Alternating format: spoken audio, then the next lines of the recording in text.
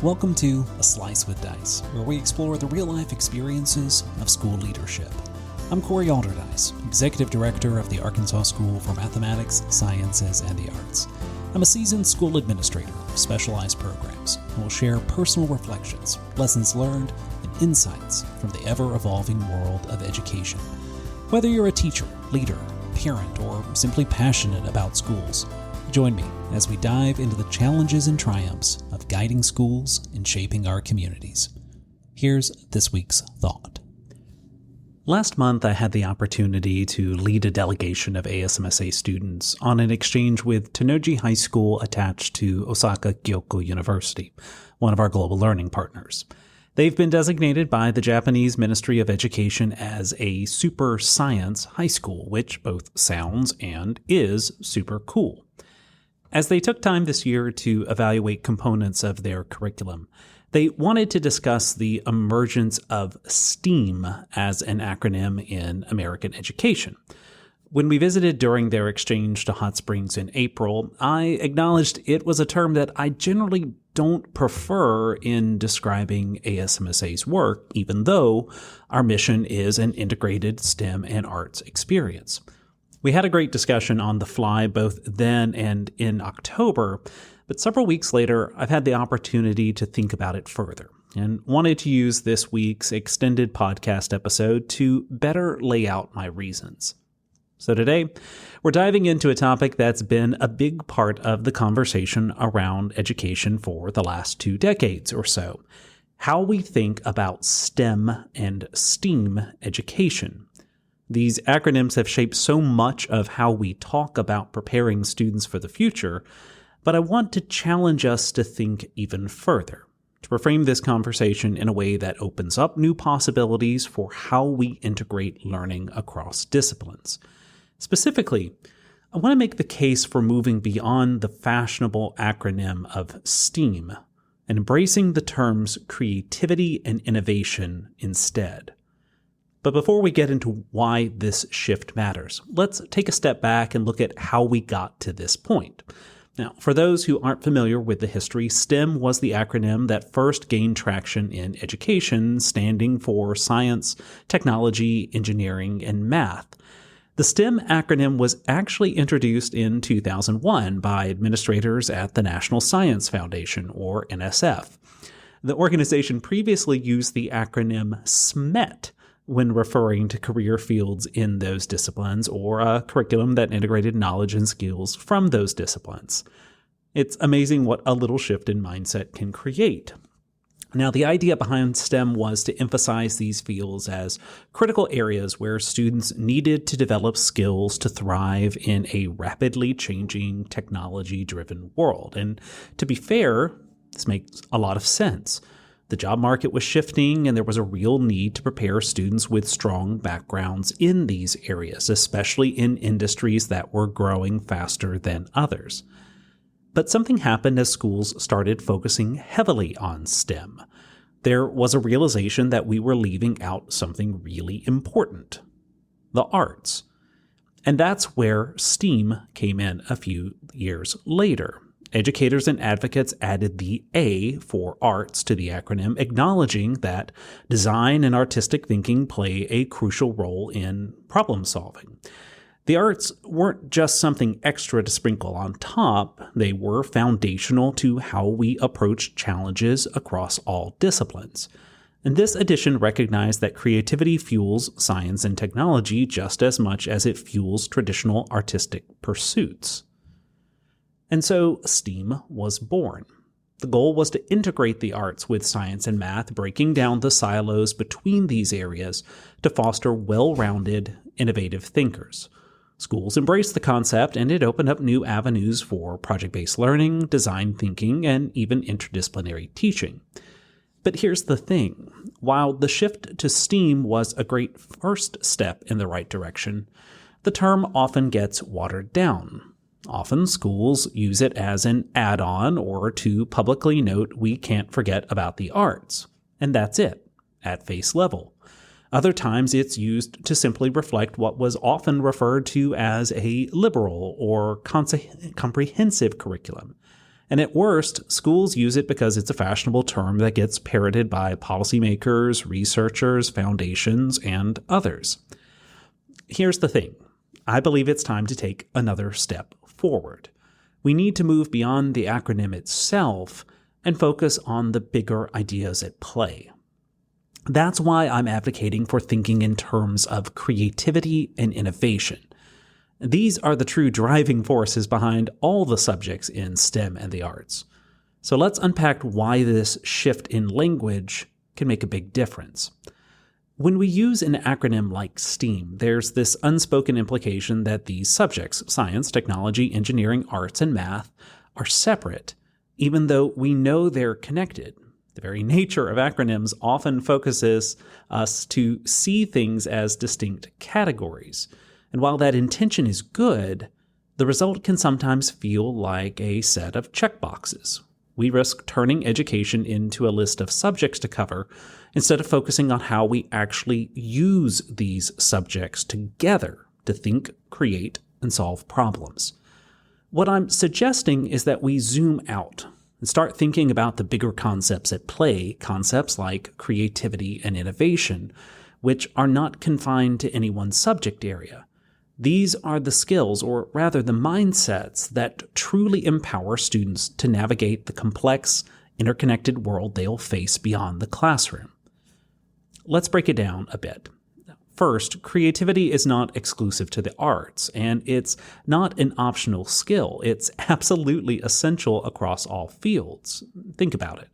When a scientist is designing an experiment, they need to be creative. They have to think about how to frame a problem, how to design a test that will yield meaningful results, and how to approach data in a way that could reveal new insights. That process is as creative as composing a piece of music or painting a landscape. In technology and engineering, creativity is what drives innovation. It's the ability to see a problem from a fresh perspective and to devise a solution that nobody's thought of before.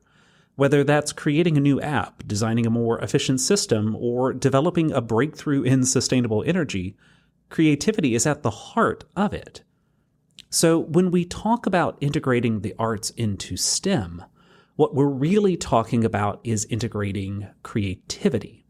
It's about teaching students to think creatively in all areas, not just in art class. And this is something we can apply across the board in math, in science, in technology. Creativity doesn't belong to just one domain. It's a universal skill that's critical in every field. Now, let's talk about innovation. If creativity is the spark that generates new ideas, innovation is the process of turning those ideas into reality. And again, this isn't something that's just limited to engineering or tech startups. Innovation happens every time someone takes a creative idea and figures out how to apply it in a way that's useful or groundbreaking. Think about the innovations we see in the arts. A musician might develop a new sound using digital tools, blending traditional composition with modern technology, or a visual artist might use software to create interactive installations that respond to viewers in real time. These are innovations that blend creativity with technology, and they're just as impactful as any scientific discovery. In the same way, when a biologist develops a new way to track endangered species using drones, or when an engineer designs a bridge that's both functional and beautiful, that's innovation too. It's the application of creative thinking in ways that push the boundaries of what's possible. So by focusing on creativity and innovation, rather than the individual components of STEAM, we're encouraging students to develop skills they'll need no matter where they go or what they do. These aren't just academic subjects, they're ways of thinking, ways of approaching the world, and ways of solving problems that require a blend of knowledge and imagination. And here's why this shift is so important for students. When we think in terms of creativity and innovation, we break down the mental barriers that students often build up for themselves. They stop thinking, I'm not a math person or I'm not an artist. Because creativity and innovation aren't tied to any one skill set. Every student can be creative and every student can be innovative, no matter their strengths. This shift also encourages collaboration. If we stop thinking of these disciplines as separate silos, we start seeing how they can inform one another. A project that requires creative problem solving might draw equally on students' knowledge of math and their love for music. A student who loves to code might find inspiration in the structure of a piece of visual art. By focusing on creativity and innovation, we create space for students to see the connections between ideas, to experiment, and to collaborate in ways that a strict adherence to the acronym STEAM doesn't always allow. Now, another important reason to focus on creativity and innovation is that these are the skills that matter in the real world. The world doesn't divide itself into neat categories like STEAM. It's messy, interconnected, complex. And the problems we face, from climate change to technological disruption to social justice, are not going to get solved by any one discipline alone. They require creative thinkers who can innovate across multiple fields, who can draw on knowledge from different areas and apply it in new ways. When employers talk about what they're looking for in the workforce, they don't say, we need someone who's good at science and technology and math and art. What they're really looking for people are those who can think critically, solve problems creatively, and apply innovative thinking to whatever challenges come their way. Now, when it came time to name ASMSA's first truly new classroom building, when the project was proposed in 2015, we spent a fair amount of time thinking not only about what kinds of spaces would go into the building, but also what we wanted to call it. Buildings, for starters, aren't cheap, and whether we recognize it or not in schools, they often highlight the values of the institution or the district at large. As we discussed potential names, we landed on the Creativity and Innovation Complex. The building has spaces for digital arts and music, along with computer science programs and our IT infrastructure. It also includes community spaces for lectures, assemblies, events, and more, along with the offices of our student success team. Now, that may seem like an eclectic mix of things. However, it's a reminder of how we cultivate those traits among students and how they live alongside each other in meaningful ways across the ASMSA experience.